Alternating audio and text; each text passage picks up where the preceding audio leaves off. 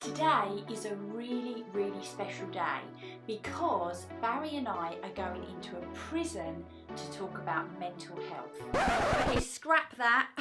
Originally, this video was 40 minutes long. That's a whopper.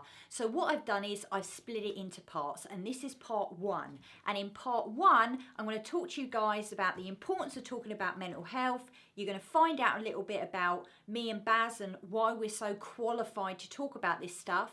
And I'm going to introduce you to the 3 A's. And notice the little mistake I made in that? Yeah, that's what nerves do to you. So enjoy part one. But you might be asking, why are we going in? Because let's face it, I'm not a counsellor, I'm not a doctor, I'm not a psychiatrist. So what experience do we have when it comes to mental health?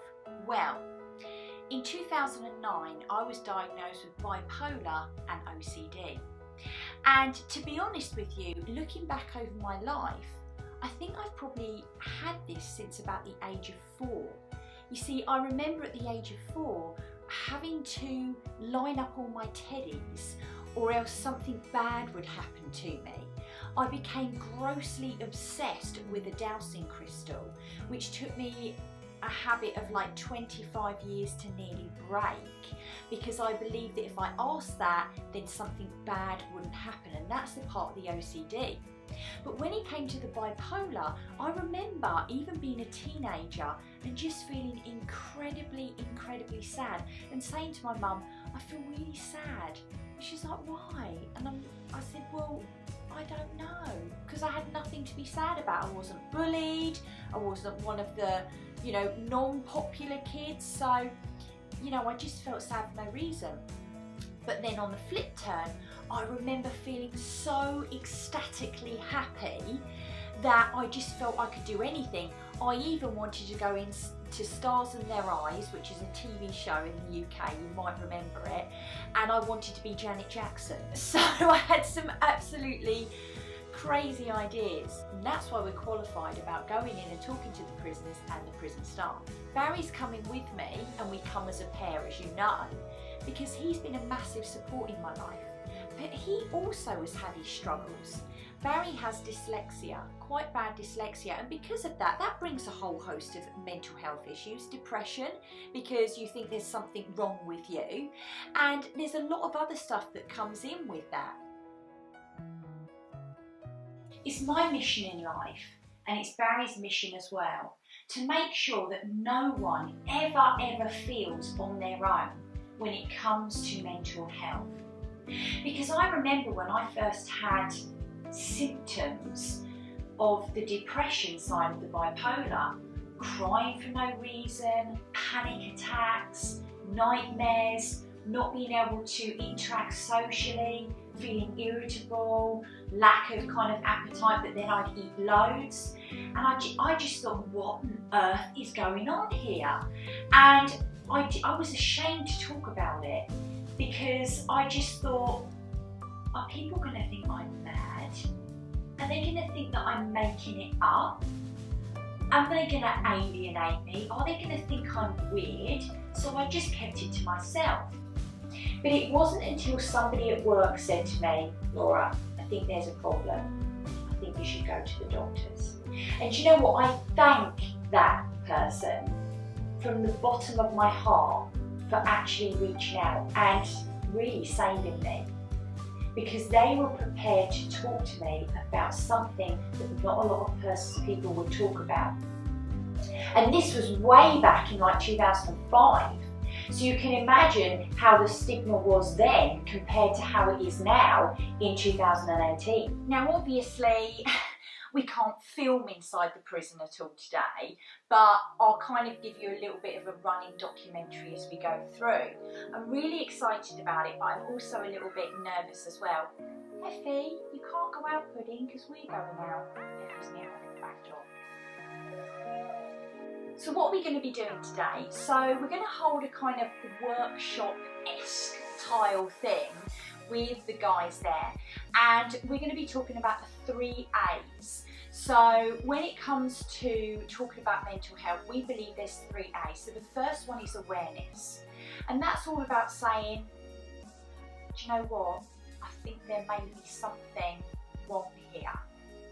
think there may be something that I'm not sure about. And it's about creating that awareness that it's okay to put your hand up. It doesn't mean you're weak, it doesn't mean you're pathetic at all whatsoever. It's being able to understand that awareness that there may be something wrong. Then Heffy in a second. Then we've got A for acknowledge. And this is where we kind of acknowledge that there is an issue. So it's the next stage on. And specifically today, we're going to be talking about two of the most popular things that we hear about now. So anxiety and depression. So what on earth is it? How do we get it?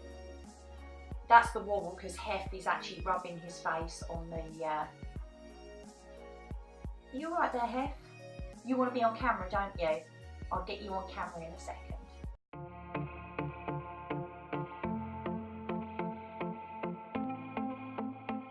Two of the most popular is this. Hef, seriously, can you stop rubbing your face on that because you're making the camera jobble? Thank you. Two of the most popular, anxiety and depression. Okay, so what is it? What are the physical symptoms? Yes, physical. And what are the mental symptoms? What kind of depressions can we get, if that kind of makes sense?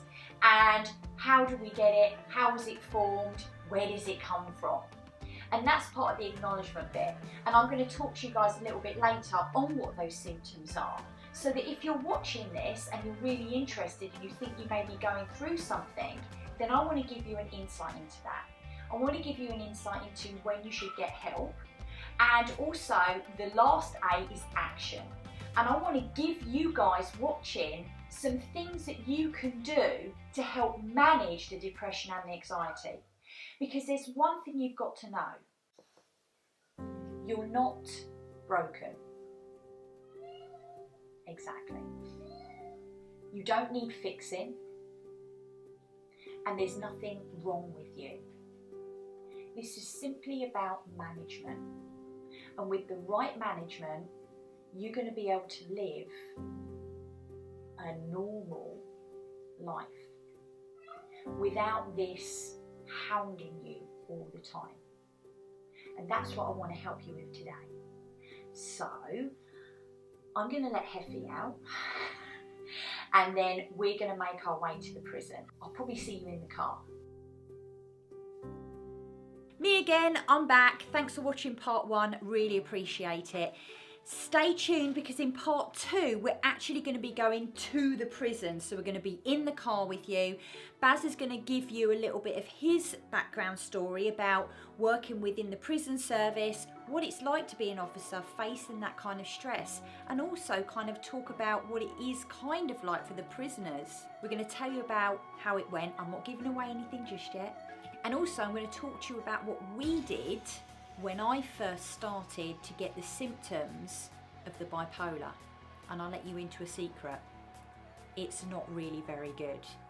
And you would have heard these things being said a lot. So I'll see you in part 2. If you like this video, then give it the thumbs up. And if it really tickles your bits, then please hit the subscribe button down there, and it would be great to see you. Stay tuned for the next one.